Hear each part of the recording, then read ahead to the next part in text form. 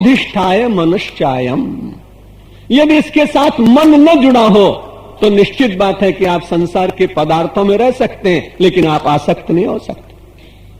पान की दुकान पर दो लड़के खड़े थे, आपस में बातें कर रहे थे। तीसरे मित्र को किसी ने कहा था कि इधर से निकलेगा तो तुम रोक लेना। बातें करते करते वो अपनी बात में इतने तल्लीन हो गए कि उधर से तीसरा मित्र स्कूटर से निकला। उस तीसरे मित्र ने अपने इन दोनों मित्रों को देख लिया, लेकिन बहुत त्वरा में था, शीघ्रता में था, कोई अन्य आवश्यक कार्य था, इसलिए वो चलता चला गया और वो रुका नहीं। चौथे मित्र ने अपने उन दो मित्रों से पूछा, मेरा तीसरा मित्र इधर से निकला और तुमने उसे रोका नहीं? उन्होंने कहा कि नहीं, इधर से नहीं निकला है। तीसरे मित्र से पूछा, क्या तुमने उन दोनों मित्रों को देखा था? हां, मैंने देखा था, वो दोनों बातें कर रहे थे। उन दोनों मित्रों से फिर उस चौथे मित्र ने पूछा, तुमने देखा तो था, फिर तुम कहते हो हमने देखा नहीं? तुरंत दोनों मित्रों ने कहा, हो सकता है हमने देखा हो, लेकिन हमारी आंखें उस समय उसके देखने में तल्लीन न होने के कारण सामने से दिखता हुआ भी हमें दिखा नहीं। यदि मन किसी के साथ नहीं जुड़ा हुआ है तो आप देखते हुए नहीं देखते हैं, आप खाते हुए नहीं खाते हैं, आप चखते हुए नहीं चखते हैं। बड़ी कठिन बात है, लेकिन गीता ने कहा, पश्यन श्रवणन स्पृशन जिघ्रन अश्नन गच्छन श्वसन स्वपन प्रलपन विसृजन ग्रहणन उन्मिषन्नपि शन्नपि। संसार में रहता हुआ व्यक्ति शब्द को सुनता है पर नहीं सुनता, रस को ग्रहण करता है पर नहीं करता, संसार के सुख प्राप्त करता है पर नहीं करता। लेकिन कब श्रीमद् भगवद गीता ने विज्ञान बताया अनासक्ति का, श्रोत्रम चक्षुस्पर्शनम च रसनम घ्राणमेव च, इन सारी पांचों वस्तुओं को अधिष्ठाय मनुष्यायम, ये जीव मन का अधिष्ठान करके, मन का आश्रय लेकर के इन सब वस्तुओं का रस प्राप्त करता है। यदि धीरे धीरे मन को रूपांतरित करने का प्रयत्न कर दिया जाए तो निश्चित बात है कि मानव बंधन से मुक्त हो सकता है। वृंदावन की घटना एक स्मरण आई। प्रज्ञा भारती जी के मनोमस्तिष्क में अचानक कोई बात आ जाती है, बड़ा अच्छा लगता है, बड़े अच्छे ढंग से वो उसे प्रस्तुत कर देते हैं। मुझे भी अचानक वृंदावन याद आ गया और वहां एक हिंदू का दर्शन आज मैं नहीं कर पा रहा हूं।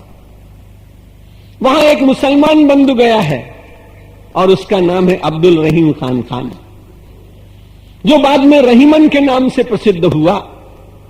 बांके बिहारी का दर्शन करने चला गया। बांके बिहारी का दर्शन करते करते देखा लोगों को कोई चांदी के थाल में सुंदर पुष्प सजा के लाए। किसी दूसरे को उसने देखा तो स्वर्ण थाल में स्वर्ण पुष्प सजा के लाए। किसी तीसरे व्यक्ति को देखा तो उसने सुंदर सुंदर सद्य प्रसून एकत्र किए और उनकी एक पुष्पमाला बना के लाया। लेकिन ये तो पहली बार आया, औपचारिकता का ज्ञान नहीं है, कैसे भगवान की आराधना की जाती है इसका भी बहुत स्मरण नहीं है, लेकिन चला गया है।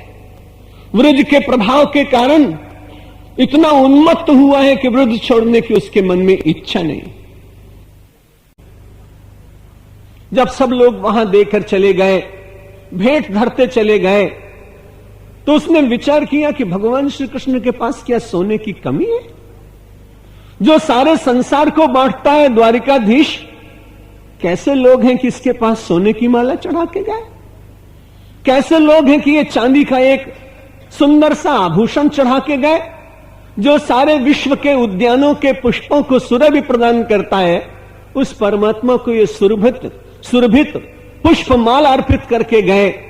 ठीक ही होगा, लेकिन मैं क्या चढ़ाऊं? विचार करने लगा, जो वस्तुएं सब भगवान के पास हो वही क्या देना? जो भगवान के पास ना हो वो बड़ी देर तक विचार करता रहा। अब भगवान के पास क्या नहीं होगा ये भी बड़ा कठिन है विचार करना। पर वाह अब्दुल रहीम खान था ना, तुमको भगवान का ये पता लग गया कि भगवान के पास क्या नहीं।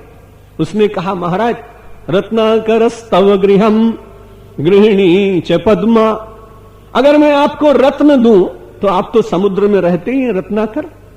रत्नाकरस्तव गृहम, और अगर आपको मैं लक्ष्मी प्रदान करूं तो लक्ष्मी तो आपके चरण दबाती। रत्नाकरस्तव गृहम गृहिणी च पद्मा किम देयमस्ति भवते जगदीश्वराय। हे जगदीश्वर, जगत की जितनी वस्तुएं वो तो सब आपकी बनाई हुई हैं, इसलिए मैं आपको क्या दूं। मैं बहुत विचार में पड़ गया, अत्यंत प्रसन्न होकर नृत्य करने लगा। उसने कहा, महाराज एक वस्तु आपके पास नहीं। आभीरवाम नयनाहृत मानसाय दत्तम मया मम मनो कृपया गृहाण। कहा, हे श्री कृष्ण श्याम सुंदर, आपका जो मन है ना, वो व्रज की व्रजांगनाओं ने चुरा लिया है, इसलिए आपके पास मन नहीं है और मेरा मन मुझे बहुत तंग करता है। इसलिए भगवान, मैं तो अपना मन ही आपके चरणों में समर्पित करता हूं। रत्नाकरस्तव गृहम गृहिणी च पद्मा किम देयमस्ति भवते जगदीश्वराय। आभीरवाम नयनाहृत मानसाय दत्तम मया मम मनो कृपया गृहाण। हे भगवान, कृपा करके आप मेरे मन को ग्रहण कर लीजिए। यहां भगवान ने कहा, श्रोत्रम चक्षुस्पर्शनम च रसनम घ्राणमेव च अधिष्ठाय मनश्चायम विषयानुपसेवते। संसार की जितने वस्तुओं का सेवन किया जाता है वो मन के द्वारा किया जाता है।